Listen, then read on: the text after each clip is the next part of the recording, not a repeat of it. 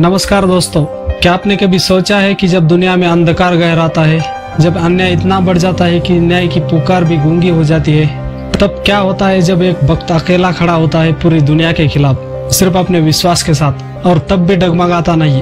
तब क्या होता है जब ईश्वर खुद को मर्यादा के नियमों से ऊपर उठाकर प्रकट होता है, और वो भी ऐसे रूप में जो न मानव है न पशु, एक ऐसा रूप जो खुद ब्रह्मा के दिए हुए वरदानों को भी चकनाचूर कर दे, एक ऐसा रूप जो सिर्फ और सिर्फ न्याय के लिए अस्तित्व में आता है।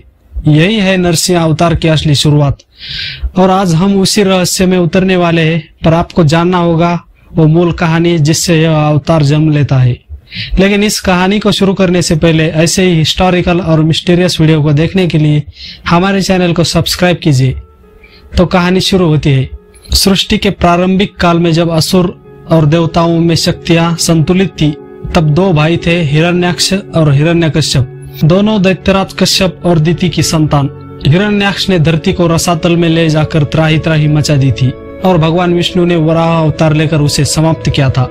लेकिन यही घटना हिरण्यकश्यप के भीतर अग्नि बन गई। उसका भाई मारा गया। उसका बदला लेने का निश्चय उसकी आत्मा में जलने लगा। उसने अपने भीतर का असुरत्व जगा लिया और चला गया ब्रह्मा जी की तपस्या करने। सालों नहीं हजारों वर्षों तक वह सिर्फ एक पांव पर खड़ा था। इतना कठोर तप कि देवताओं की गद्दियां हिलने लगी। अंततः ब्रह्मा प्रकट हुए और वरदान मांगने को कहा। हिरण्यकश्यप जानता था कि मृत्यु अटल है, लेकिन उसे चकमा देने का प्रयास किया। उसने मांगा ऐसा वर कि न वह मानव से मरे, न किसी पशु से, न दिन में न रात में, न भीतर न बाहर, न अस्त्र से न शस्त्र से, न धरती पर न आकाश में, और ब्रह्मा ने यह वर उसे दे दिया। हिरण्यकश्यप अजय बन चुका था। वह लौटा और देवताओं को परास्त करना उसने शुरू किया। इंद्रलोक तक पर उसने अधिकार कर लिया और खुद को भगवान उसने घोषित कर दिया।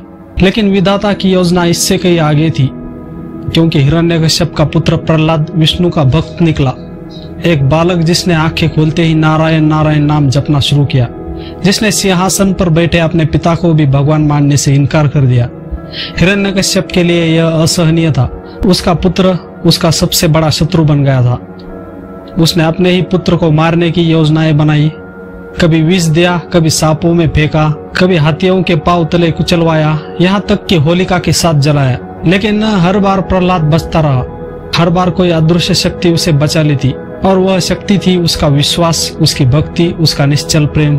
अब हिरण्यकश्यप को यकीन हो चला था कि प्रहलाद को कोई शक्तिशाली सत्ता बचा रही है, और वह सत्ता है विष्णु। इसलिए उसने एक दिन सिंहासन पर बैठकर प्रहलाद से पूछा, तो जिस विष्णु की बात करता है, क्या वह हर जगह है? क्या वह इस खंबे में भी है? तो प्रहलाद ने उत्तर दिया, हाँ पिताश्री, वह हर जगह है, इस खंबे में भी है। और बस क्रोध में आकर हिरण्यकश्यप ने खंबे पर प्रहार किया, और फिर गर्जना हुई, धरती कांपी, आकाश सिहर उठा, खंबा चीरता गया, और उससे प्रकट हुआ एक ऐसा स्वरूप जिसे देखकर देवता कांप उठे और स्वयं काल भी थम गया। हिरण्यकश्यप के सामने खड़ा था एक आधा मानव और आधा सिंह।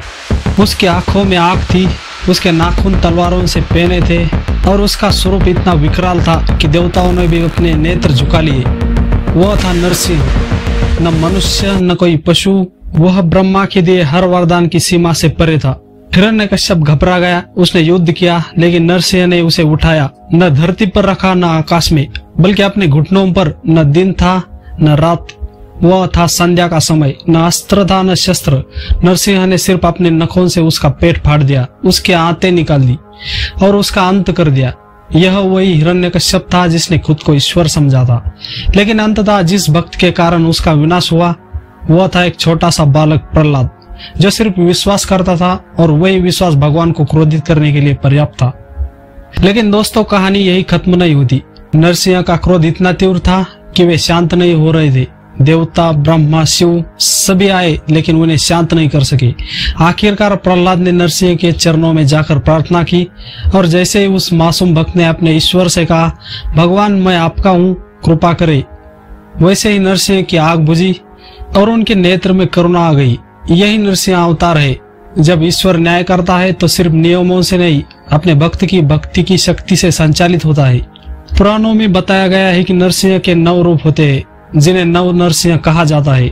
उग्र नरसिंह, जो हिरण्यकश्यप को मारने आए, वीर नरसिंह जो युद्ध की मुद्रा में रहते हैं, ज्वालन नरसिंह जिनकी जीवा से अग्नि निकलती है, मालोल नरसिंह जो शांत मुद्रा में भक्तों को वरदान देते हैं, योग नरसिंह जो कि तपस्या की मुद्रा में है, लक्ष्मी नरसिंह जो माँ लक्ष्मी के साथ विराजते हैं, सुदर्शन नरसिंह जो चक्रधारी रूप है, ऋणवैद्य नरसिंह जो आहुति स्वीकार करते हैं, और पवित्र नरसिंह जो समस्त पापों को हरने वाले हैं। भारत में आंध्र प्रदेश का अहोबिलम मंदिर नरसिंह के इन 9 रूपों को समर्पित है।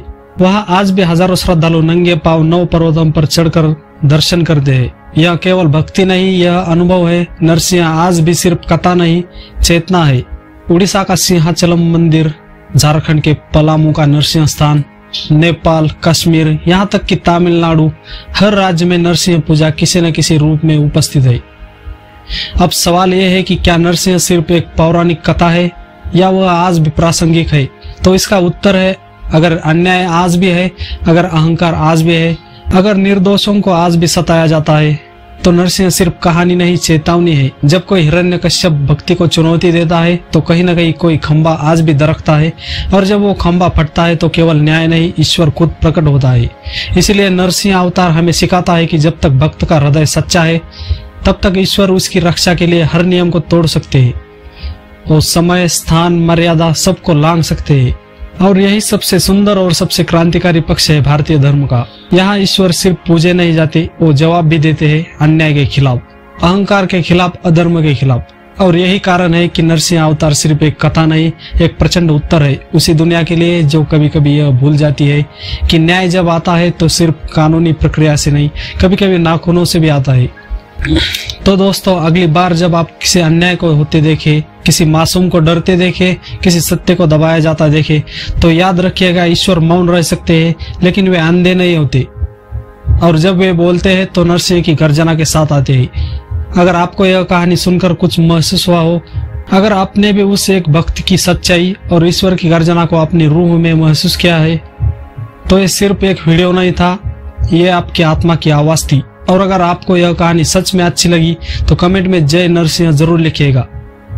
और ऐसे ही सच्ची, प्रामाणिक और गहराई में उतरती कहानियां मैं अक्सर आपके लिए लाता रहूंगा। इसलिए अगर आप चाहते हैं कि इतिहास सिर्फ किताबों तक सीमित न रहे बल्कि दिल तक पहुंचे, और हाँ, हमारे वीडियो को लाइक शेयर जरूर कीजिएगा। मिलते हैं नेक्स्ट वीडियो में, तब तक के लिए जय हिंद।